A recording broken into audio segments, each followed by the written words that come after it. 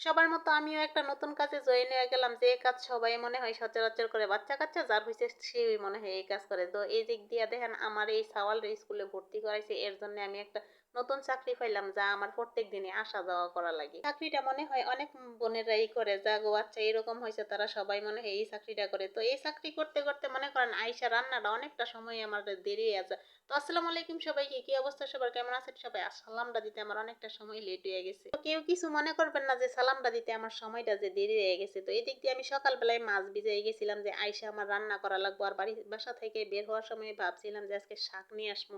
তো আসার সময় দেখলাম এক মামা শাক নিয়ে বসে রয়েছে, পালং শাক। তো আমি ওইখান থেকে 2 মোটা পালং শাক নিলাম। তো এই পালং শাক আইনা কাটতে করতে আমার অনেকটা সময় দেরি হয়ে গেছে, এমনিতেই ছেলের নিয়ে স্কুল থেকে আসতে আসতে দেরি হয়ে গেছে, এর ভিতরে এই শাক খাইতে মন চাইছে, এইটাতেও দেরি হয়ে গেছে।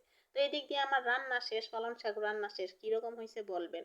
তারপর আমি এই যে বাচ্চাগুলো লাগি মাছ ভিজেছি, কারণ এই ছোট টুনটুনি মাছ ছাড়া খাইতো না। ছোট 2জন টুনটুনি সদস্যর লাগে আমি এখানে 4 পিস মাছ বাইজা নিলাম, যে এই 4 পিস মাছ দিয়ে তারা মনে করেন ভাত না খাক মাছটা খাইবো, অন্তত পক্ষে তার আর ফেটে থাকবে। তো এই দিক দিয়ে আমি মাছটা 4 পিস মাছ 2জনের লাগি ভাইজা নিলাম, ভাইজা এক সাইডে রাখলাম। অন্য মাছ কিছু খাইতে চাই না কাটার লাগি, তো এই মাছটা একটু খাইতে চাই, এটার মধ্যে কোনো কাটা কুটা নাই এর জন্যে।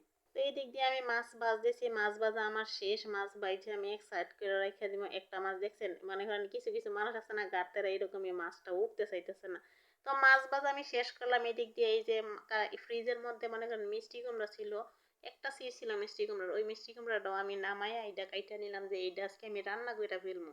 কার কাছে কিরকম লাগে আমি সঠিক জানি না, কিন্তু মিষ্টি কুমড়া ভাজি আমার কাছে অনেক অনেক অনেক ভালো লাগে। মনে করুন মাছ দিয়ে রান্না করলেও এত ভালো লাগে না। তো আমার এই ছোট্ট মিনি ব্লগটা কিরকম লাগলো বলবেন সবাই কমেন্ট করে। আল্লাহ হাফেজ।